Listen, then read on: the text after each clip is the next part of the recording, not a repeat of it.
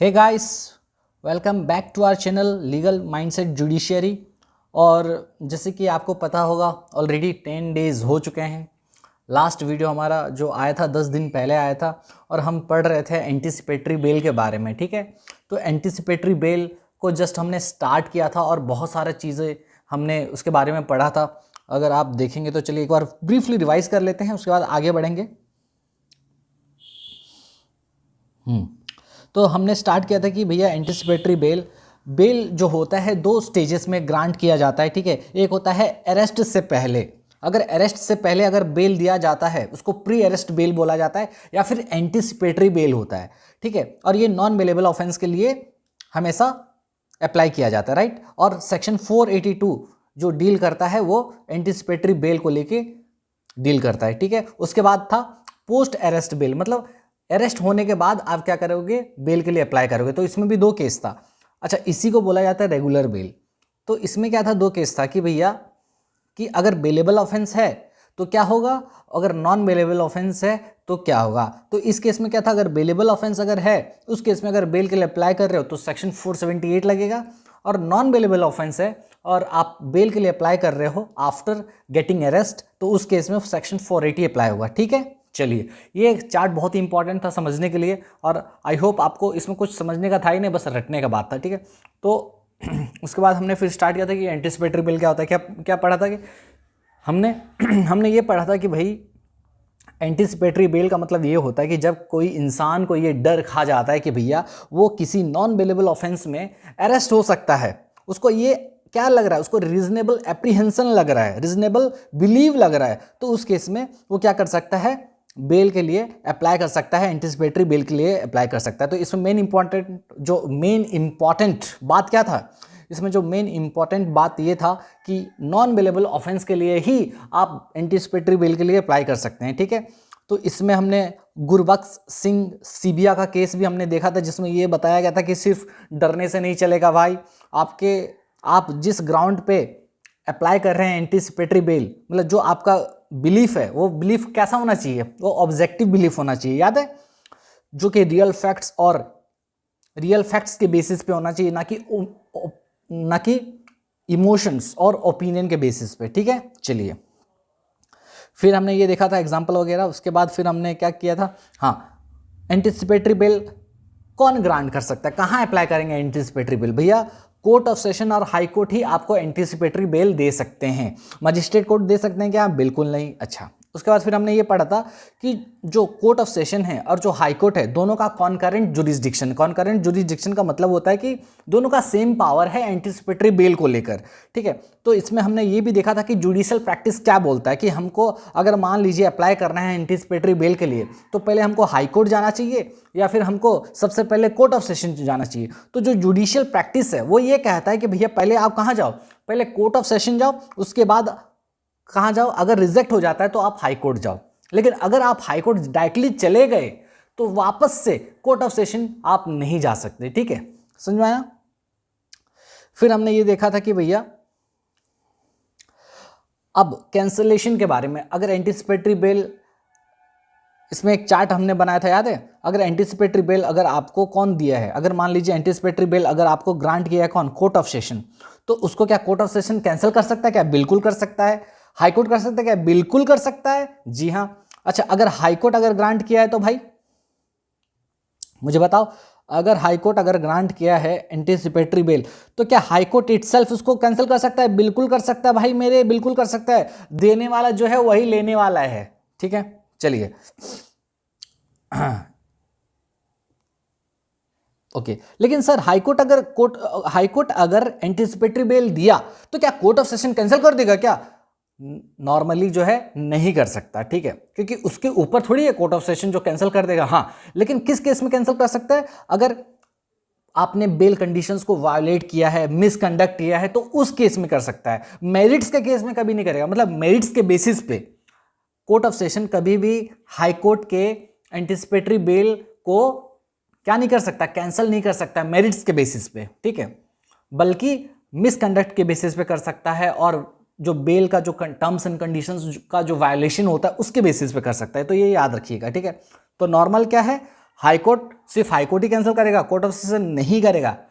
किस केस में कर सकता है? जिस केस में मिसकंडक्ट अगर है, मेरिट्स के केस में कभी नहीं करेगा। ठीक है, चलिए।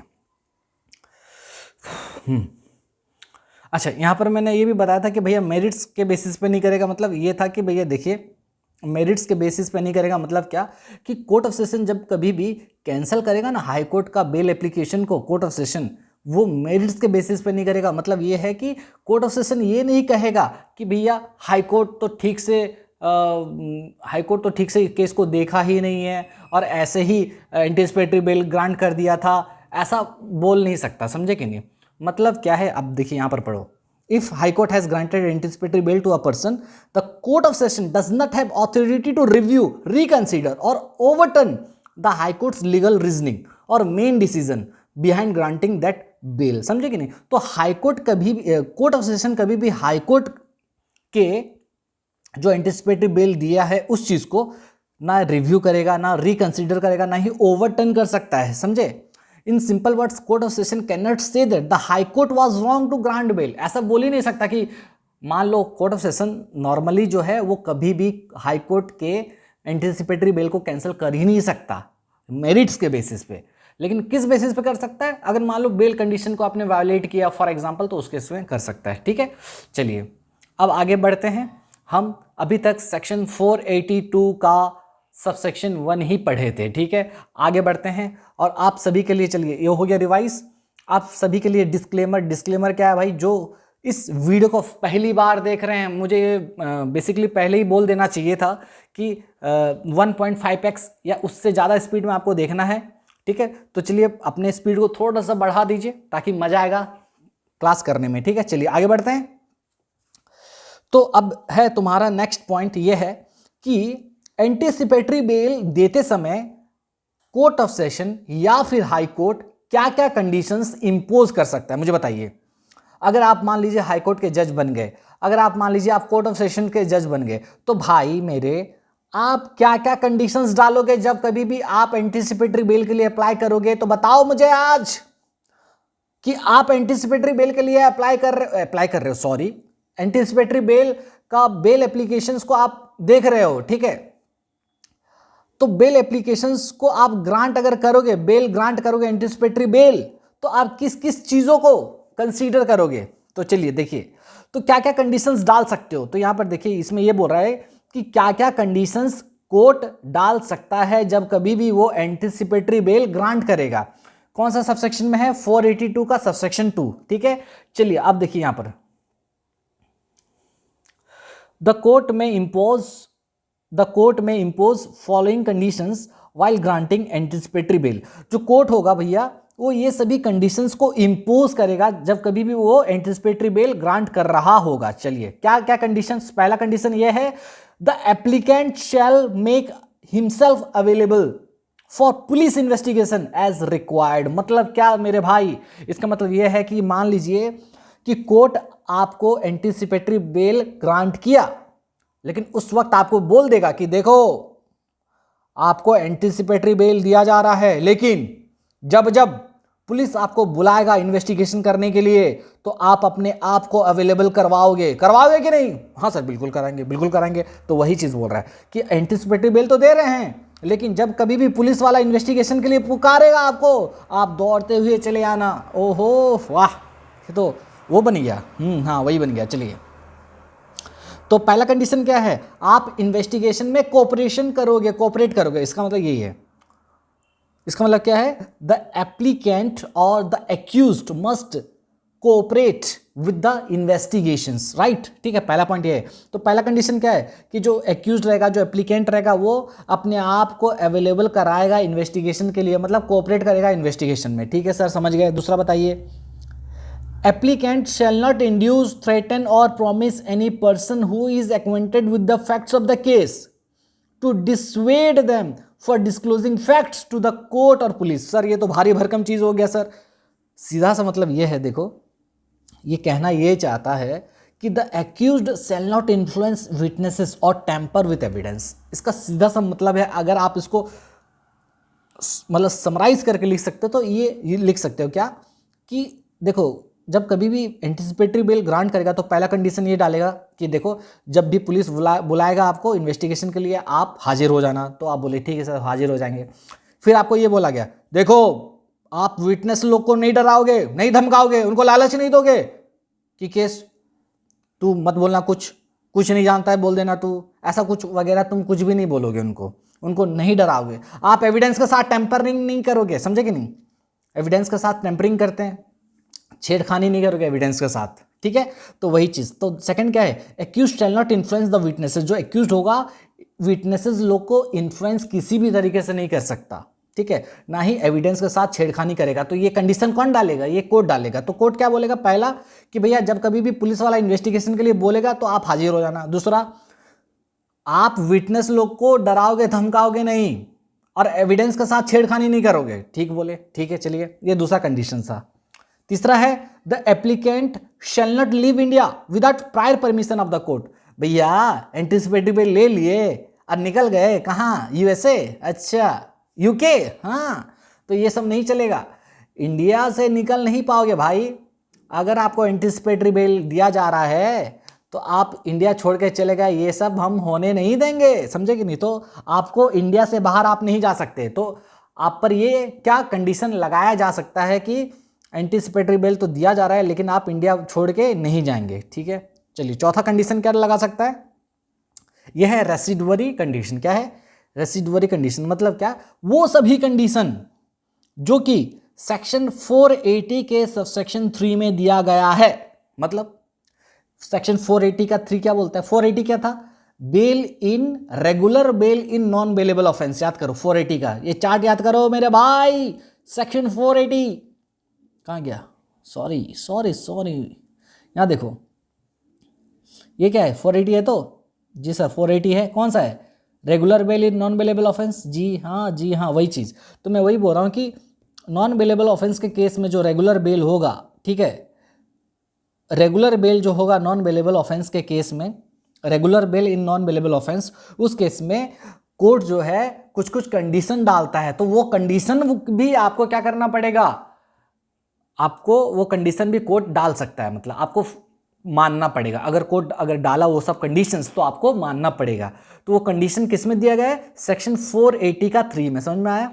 तो हम जब पढ़ेंगे सेक्शन 480 की regular bail in non bailable offence, जब कभी भी आप नॉन बेलेबल ऑफेंस करते हो और उस केस में आप अरेस्ट हो जाते हो, फिर आप अप्लाई करते हो बेल के लिए, तो कोर्ट क्या क्या कंडीशन डालेगा। तो जो कोर्ट जो कंडीशन डालेगा वो कंडीशन को भी आपको मानना पड़ेगा एंटिसिपेटरी बेल में। क्यों? क्योंकि एंटिसिपेटरी बेल भी तो भाई नॉन बेलेबल ऑफेंस के लिए ही होता है। ओ माय गॉड, बिल्कुल, ठीक है। तो ये 4 कंडीशन आपको क्या करना पड़ेगा, कोर्ट आपको क्या कर सकता है, ये 4 कंडीशंस आप पर इंपोज कर सकता है। चलिए एक बार क्विकली बताइए, सेक्शन 480 का सबसेक्शन 2 क्या बोलता है कि कौन कौन सा कंडीशन कोर्ट आप पर इंपोज कर सकता है एंटिसिपेटरी बेल देते समय। पहला है आप कोऑपरेट करोगे इन्वेस्टिगेशन में, okay, the applicant shell make himself available for the police investigation, ठीक है। दूसरा क्या था, विटनेस लोग को डराओगे धमकाओगे, लालच दोगे क्या, नहीं दोगे।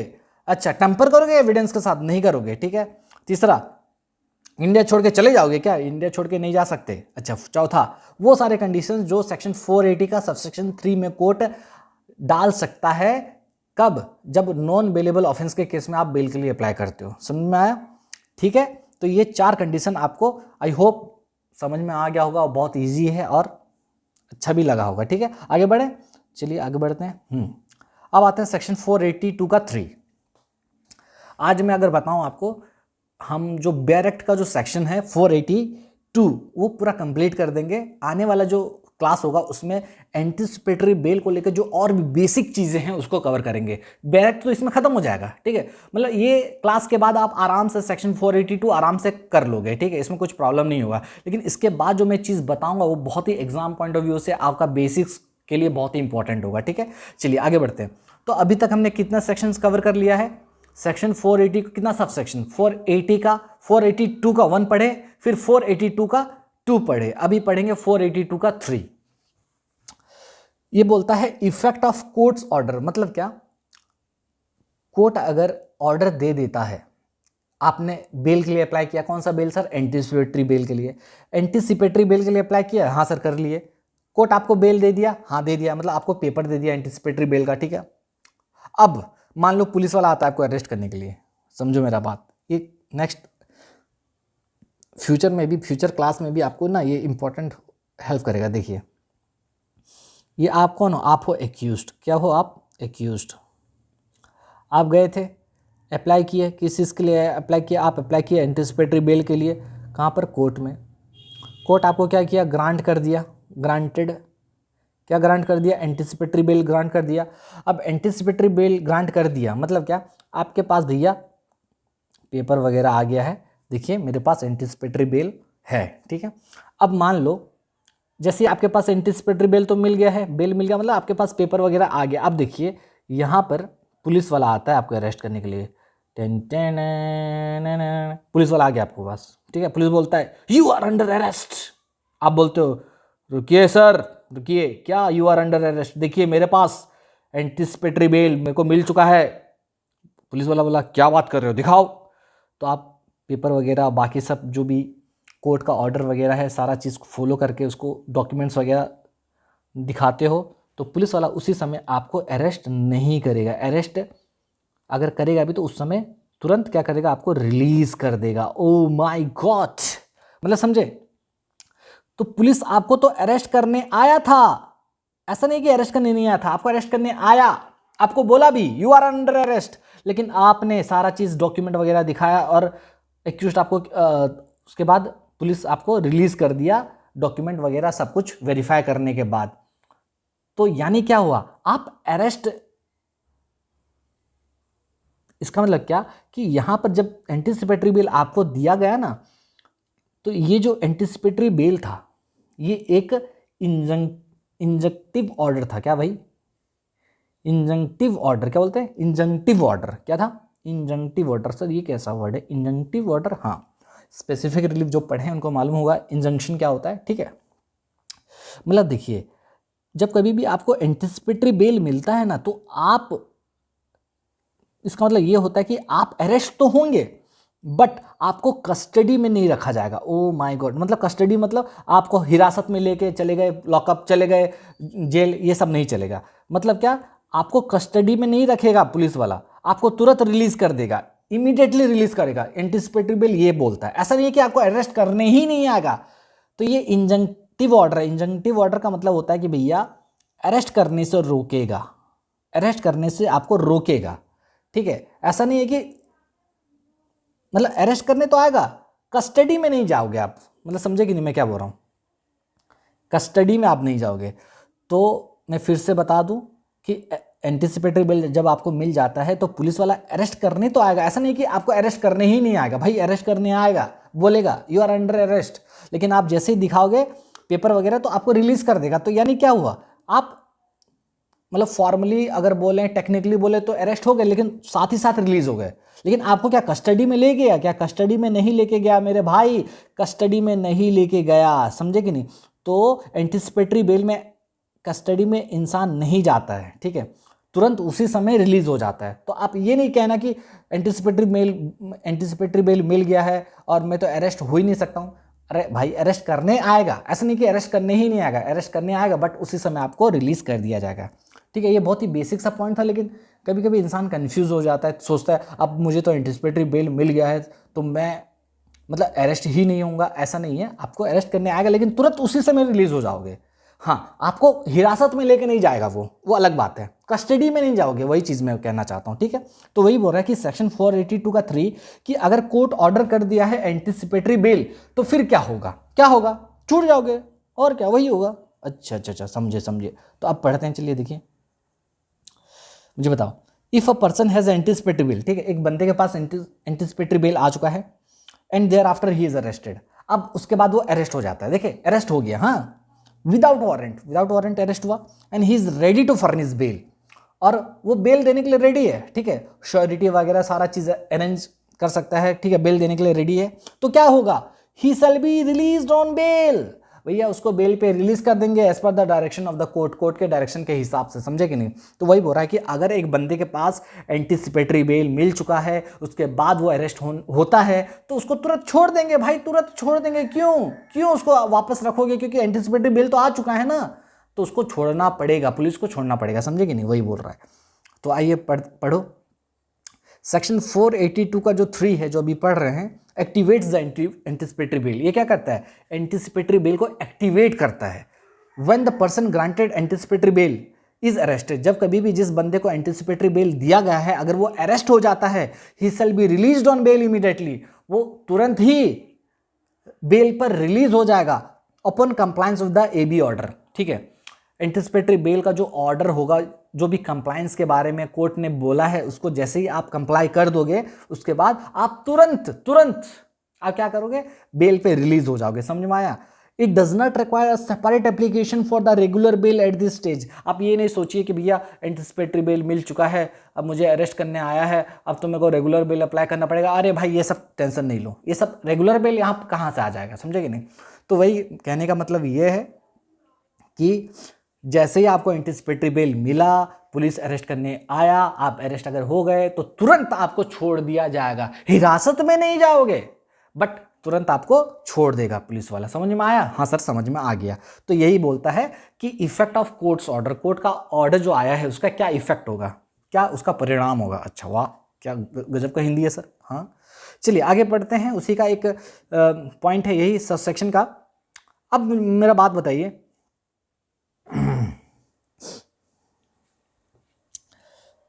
देखिए एक दुनिया में एक वर्ड होता है, दुनिया में लॉ में एक चीज़ पढ़ोगे आप आगे, एक होता है बेलेबल वारंट और एक होता है नॉन बेलेबल वारंट। क्या होता है? बेलेबल वारंट और नॉन बेलेबल वारंट। वारंट का मतलब क्या होता है? वारंट का मतलब होता है कि कोर्ट का ऑर्डर है, कोर्ट ऑर्डर दिया है किसको? पुलिस को, कि जाओ बंदे को अरेस्ट करके लेके आओ, अरेस्ट करो और bring him to the court में लेके आओ। लेकिन अगर वो क्या दे देता है, अगर वो बेल दे देता है तो उसको रिलीज़ कर देना। अगर वो बेल दे देता है तो रिलीज़ कर देना। बेल दे देता है मतलब सर, बेल देना का मतलब सिक्योरिटी अगर दे देता है तो उसको रिलीज़ कर देना, उसको बोलते हैं बेलेबल वारंट। बेलेबल वारंट मतलब समझो कि वारंट का भी इशू होता है। आप कोर्ट का ऑर्डर नहीं मान रहे हो तो कोर्ट बुलाया समन भेज के कि आओ, केस के लिए आप इम्पोर्टेंट विटनेस हो, आओ अपना टेस्टिमनी दो, आप भाग रहे हो, आ ही नहीं रहे हो, तो आपको कोर्ट समन भेजा, नहीं माने तो वारंट इशू करेगा। वारंट में क्या होता है कि कोर्ट एक पेपर में लिख के देगा पुलिस को कि देखो ये बंदा को जाओ अरेस्ट करके तुरंत लेके आना, अगर वो दे दिया बेल तो उसको वहीं पर छोड़ देना, तो वो बेलेबल वारंट होता है। नॉन बेलेबल वारंट मतलब भैया अगर उसको पकड़े तो बेल पर मत छोड़ना, उसको पूरा लेके आओ, उसका हिसाब किताब करेंगे हम अपन लोग, समझे कि नहीं। उसको बोलते हैं नॉन बेलेबल वारंट, मतलब उसको बेल पर मत छोड़ना, उसको अरेस्ट करके कोर्ट में लेके आओ बंदे को, ठीक है, उसको बोलते हैं नॉन बेलेबल वारंट, समझे। अच्छा, मतलब बेलेबल वारंट में आपको बेल तो मिल जाएगा जब आप अगर बेल वगैरह दे दोगे तो, लेकिन नॉन बेलेबल में बेल आपको नहीं मिलेगा, कोर्ट में हाजिर होना पड़ेगा। समझ में आया? तो अब क्वेश्चन ये होता है कि मान लो आप हो एक एक्यूज्ड, ठीक है सर समझ गए, आप एंटीसिपेटरी बेल के लिए अप्लाई किए थे, आपको मिल भी चुका है एंटीसिपेटरी बेल, ठीक है, आपको मिल चुका है ग्रांटेड एंटीसिपेटरी बेल। अब आराम से आप आज़ादी से घूम रहे हो। होता क्या है, मान लो कि अगर कोर्ट को किसी भी रीज़न के वजह से आपको बुलाना पड़ा, बुलाना मतलब इधर आपको अगर बुलाना पड़ा, ठीक है, कोर्ट अगर आपको बुलाना चाहता है किसी भी वजह से मान लो, ठीक है, तो उस केस में कोर्ट अगर बुलाएगा तो आपको कौन सा वारंट इशू करेगा? Bailable warrant? मुझे बताओ, खुद अपना दिमाग लगा के बताओ, बेलेबल वारंट इशू करेगा कि नॉन बेलेबल वारंट इशू करेगा अगर आपको बुलाना चाहता है कोर्ट, अगर वारंट के जरिए? बताइए मुझे। सोचिए, आपको एंटीसिपेटरी बेल मिल चुका है और कोर्ट आपको बुलाना चाहता है, तो यहाँ पर कौन सा वारंट वो इशू करेगा? बेलेबल वारंट या नॉन बेलेबल वारंट? बताइए मुझे। Sir non bailable warrant. मेरे भाई, नॉन बेलेबल वारंट क्या बोलता है कि कोर्ट में उसको लेकर आओ, बेल पर नहीं छोड़ना। भैया कोर्ट पर आप उसको कैसे लेके आ सकते हो जब उसके पास एंटीसिपेटरी बेल पहले से है, उसको एक प्रोटेक्शन मिल चुका है कि उसको आप कोर्ट, उसको बेल पहले से मिल चुका है, तो आप उसको कोर्ट में क्यों लेके आओगे? मुझे बताओ पहले, समझे कि नहीं मैं क्या कहना चाहता हूँ? मतलब देखो, ये आपस में दोनों में टकराव नहीं हो रहा है क्या? एंटीसिपेटरी बेल एक प्रोटेक्शन देता है कि कोई आपको फिर अरेस्ट करेगा नहीं, और यहाँ पर फिर आपको अरेस्ट करके कोर्ट में बोला लेने के लिए, तो दोनों आपस में क्या है, दोनों आपस में ऑपोजिट बात कर रहे हैं कि नहीं? नॉन बेलेबल वारंट मतलब क्या, आपको कोर्ट, पुलिस वाला अरेस्ट करेगा और कोर्ट में हाजिर करवाएगा, और एंटीसिपेटरी बेल बोलता है कि आप अरेस्ट होगे नहीं। अरे भाई, अब दोनों तो अपोजिट बात कर रहा है, तो बात किसका माने? आपको एंटीसिपेटरी बेल तो मिल चुका है, तो वही बोल रहा है कि कोर्ट अगर मान लो आपको बुलाना चाहता है, ठीक है, वारंट के जरिए, तो उस केस में आपको बेलेबल वारंट ही इशू करेगा, नॉन बेलेबल इशू नहीं कर सकता। अगर करेगा तो भैया एंटीसिपेटरी बेल का जो पर्पस है वही डिफीट हो जाएगा। ओ माय गॉड, समझे कि नहीं? यानी क्या, एंटीसिपेटरी बेल जिस बंदे के पास है उस बंदे को कोर्ट कभी भी नॉन बेलेबल वारंट इशू नहीं करेगा, नहीं करेगा, नहीं करेगा। समझे? ओहो, समझिए सर। अब पढ़िए इसको, देखिए। If the magistrate issues warrant of the arrest, अगर मान लीजिए मजिस्ट्रेट इशू करता है वारंट ऑफ अरेस्ट, तो वो हमेशा कौन सा वारंट होगा? मुझे बताइए। बेलेबल वारंट होगा। नॉन बेलेबल इशू करेगा क्या? नहीं। इसका मतलब क्या? If a person has got anticipatory bail and the magistrate finds it necessary to secure their presence, then in such case magistrate must issue bailable warrant and not non-bailable warrant unless anticipatory bail has been cancelled or modified। समझे? मतलब क्या, अगर मान लो magistrate ने warrant of arrest issue किया है, तो वो हमेशा कौन सा वारंट इशू करेगा? बेलेबल या नॉन बेलेबल? Bailable warrant. क्यों? क्योंकि भैया आपको एंटीसिपेटरी बेल मिल चुका है। अगर नॉन बेलेबल अगर इशू किया तो आपका जो एंटीसिपेटरी बेल का जो पर्पस था वही डिफीट हो जाएगा। समझे कि नहीं? अच्छा, तो वही बोल रहा है कि जब कभी भी मजिस्ट्रेट आपको बुलाएगा तो वो बेलेबल वारंट के जरिए ही बुलाएगा, नॉन बेलेबल वारंट के जरिए नहीं बुला सकता। ठीक है? जब तक आपका एंटीसिपेटरी बेल कैंसिल नहीं हो गया हो, मॉडिफाई नहीं हो गया हो, तब तक आपको बेलेबल वारंट के जरिए ही बुलाएगा। समझे? अच्छा, इसके अलावा सुप्रीम कोर्ट और हाई कोर्ट ने भी बहुत सारे जजमेंट्स में ये कहा है कि if a person is protected by anticipatory bail, अगर एक बंदे को एंटीसिपेटरी बेल मिल चुका है, only a bailable warrant can be issued, तो उस केस में जो कोर्ट होगा उसको कौन सा वारंट इशू करेगा? सिर्फ और सिर्फ बेलेबल वारंट ही इशू कर सकता है, unless the protection is cancelled और मॉडिफाइड। जब तक उसका एंटीसिपेटरी बेल कैंसिल ना हो चुका हो, मॉडिफाई ना हो चुका हो, तब तक आप उसको बेलेबल वारंट के जरिए ही आप उसको कोर्ट बुलाओगे। आप नॉन बेलेबल वारंट आप इशू नहीं कर सकते। समझे कि नहीं?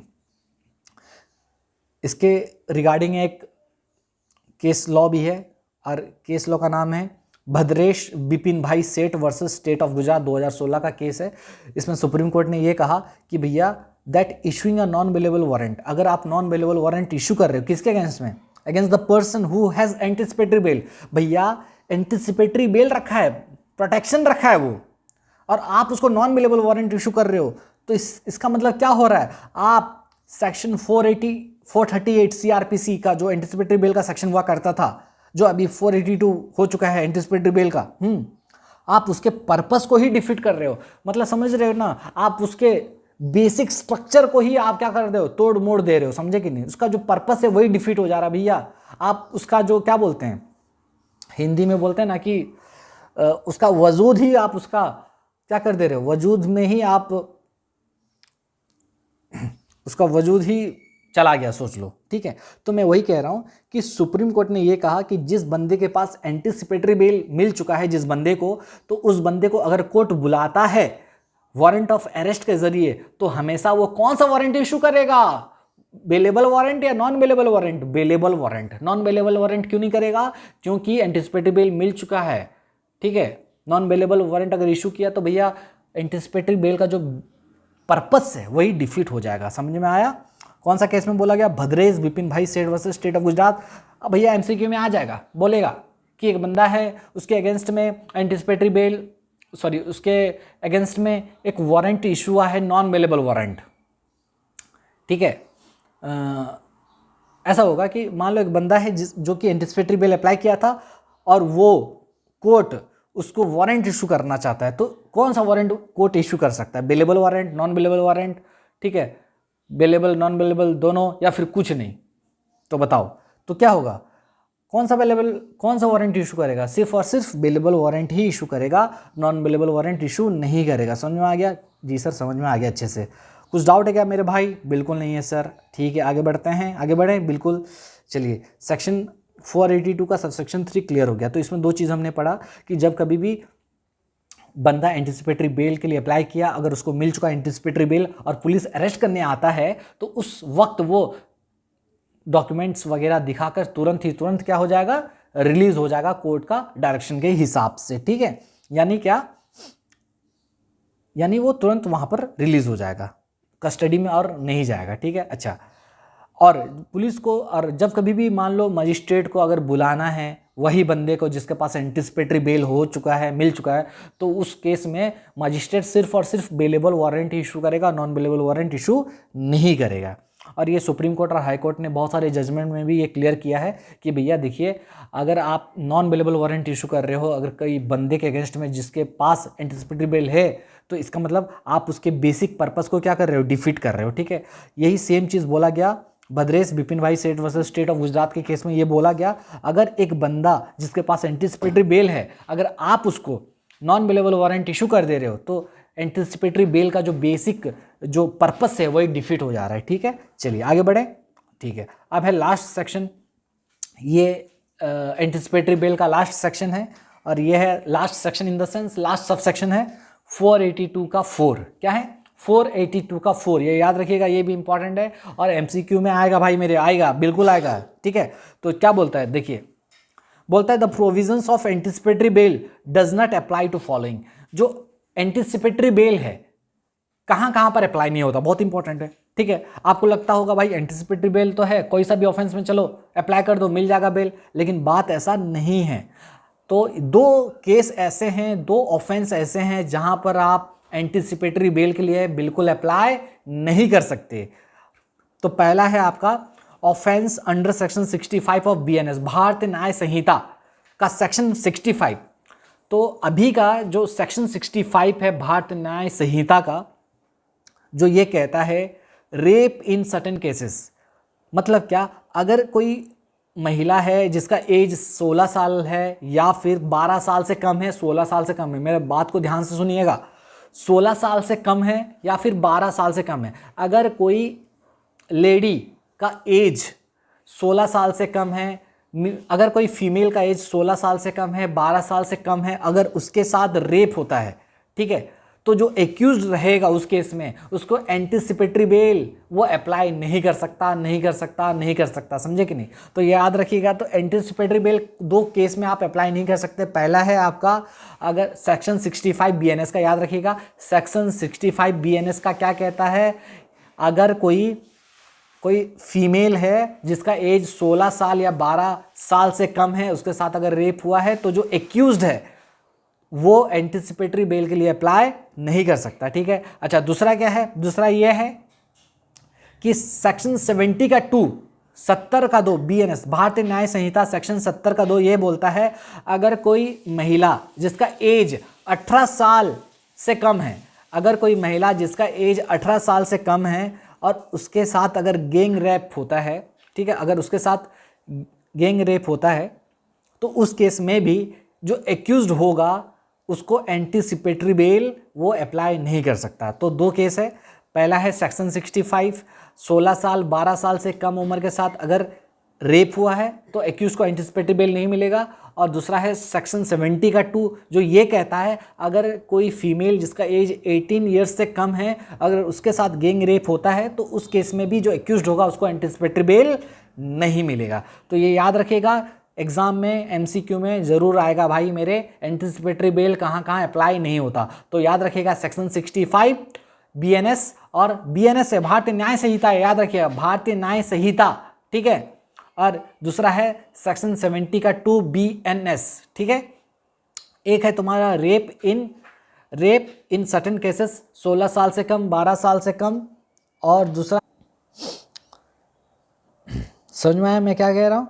तो दो सिचुएशन में एंटीसिपेटरी बेल का प्रोविजन अप्लाई नहीं होता। पहला है तुम्हारा सेक्शन 65 BNS जो ये कहता है 16 साल 12 साल रेप अगर हुआ है फीमेल के साथ। दूसरा है गैंग रेप 18 साल से कम उम्र के साथ, तो उस केस में एंटीसिपेटरी बेल नहीं मिलेगा। ठीक है, चलिए इसके अलावा कुछ इंपॉर्टेंट पॉइंट्स जो मैं आपको बताना चाहता हूँ। ठीक है, ये बेयर एक्ट में नहीं है, बेयर एक्ट में था टोटल 4 सबसेक्शन। 4 सबसेक्शन को हमने अच्छे से पढ़ लिया है। पहला सबसेक्शन ये कहता था कि कौन अप्लाई करेगा, एनी पर्सन। ठीक है, और कौन सा कोर्ट में अप्लाई करेगा, कोर्ट ऑफ सेशन और हाई कोर्ट, सबसेक्शन 1 कहता था। फिर सबसेक्शन 2 हमने क्या पढ़ा कि भैया कि क्या क्या कंडीशन इंपोज कर सकता है कोर्ट जब भी एंटीसिपेटरी बेल देगा, 4 कंडीशन था। फिर सबसेक्शन 3 में हमने ये पढ़ा कि कोर्ट का ऑर्डर का क्या इफेक्ट होगा। हाँ, मतलब क्या, अगर आपको अरेस्ट करने आएंगे तो तुरंत रिलीज हो जाओगे। उसके अलावा हमने ये भी पढ़ा उसमें कि जब कभी भी कोर्ट इशू करेगा वारंट तो वो हमेशा बेलेबल वारंट होगा, नॉन बेलेबल वारंट नहीं होगा। फिर लास्ट वाला हमने सबसेक्शन ये पढ़ा कि एंटीसिपेटरी बेल 2 ऑफेंस में अप्लाई नहीं होता। सेक्शन 65 18 साल 12 साल रेप हुआ है, और दूसरा है आपका सेक्शन 70 का 2 BNS गैंग रेप अगर 18 साल से कम उम्र के साथ हुआ है तो उस केस में एंटीसिपेटरी बेल आपको नहीं मिलेगा। ठीक है, चलिए इसके अलावा जो इंपॉर्टेंट पॉइंट मैं जो आपको जस्ट बताना चाहता हूं और आपको पता भी होना चाहिए, जो हमारा लॉ कमीशन है 41st लॉ कमीशन रिपोर्ट के हिसाब से, ठीक है, तो 41वां लॉ कमीशन रिपोर्ट के हिसाब से ये देखा गया कि भैया एंटीसिपेटरी बेल का क्या ऑब्जेक्ट है। तो उसमें यह देखा गया कि sometimes influential persons try to implicate their rivals. ठीक है, कभी कभी क्या होता है ना कि जो बड़े बड़े महारथी लोग हैं, बड़े बड़े जो इन्फ्लुएंशियल पर्सन हैं, वो क्या करते हैं ना, अपने जो राइवल्स हैं उनको इम्प्लीकेट करने के लिए वो क्या करते हैं, एंटीसिपेटरी बेल का यूज़ करते हैं। समझ में आ रहा है मैं क्या बोल रहा हूँ? मतलब क्या करते हैं, कभी कभी एंटीसिपेटरी बेल का यूज़ नहीं करते हैं, कभी कभी फंसाते हैं। तो उस केस में एंटीसिपेटरी बेल का काम आता है, समझे कि नहीं। आपका राइवल है, मान लो आप सोच रहे हो कि भैया इसको 2-3 तो केस डाल देते हैं, फंस जाएगा तो मेरा काम इजी हो जाएगा। इधर पॉलिटिकल पार्टी है, मान लो कोई 2-3 केस में फंसा दिए, ठीक है, इधर आप चाहते हो कि वो आए ही नहीं, तो उस केस में एंटीसिपेटरी बेल भैया मदद करता है, समझे कि नहीं। क्योंकि ऐसा कहने से तो कोई भी इंसान किसी को फंसा सकता है, समझे कि नहीं। तो वही बोला गया कि 41st रिपोर्ट लॉ कमीशन में ये बोला गया, जो इन्फ्लुएंशियल पर्सन्स होते हैं वो अपने राइवल्स को फंसाने के लिए, इम्प्लीकेट करने के लिए, ठीक है, इम्प्लीकेट करते हैं for the purpose of disgracing them और गेटिंग देम अरेस्टेड। उनको अरेस्ट करवाते हैं, ठीक है, अरेस्ट फंसाने के लिए अरेस्ट करवाते हैं, राइट। तो उस केस में एंटीसिपेटरी बेल बहुत बड़ा रोल प्ले करता है। दूसरा इसमें और एक केस था HDFC बैंक वर्सेस JJ मनन 2010 का सुप्रीम कोर्ट का जजमेंट है HDFC बैंक का, जिसमें यह बोला गया कि जो भी बंदा, मान लीजिए the arrested person should not be humiliated और harassed for the personal grudge और वेंडेटा। ठीक है, इसमें यह बोला गया जो अरेस्टेड बंदा होगा, ठीक है, जो बंदा अरेस्ट हो जाता है उसको ह्यूमिलेट नहीं करना चाहिए, ना ही हैरेस करना चाहिए पर्सनल ग्रज और वेंडेटा के लिए। ठीक है, तो इसको बस आपको रीड कर लेना है, इसमें कुछ बात है ही नहीं।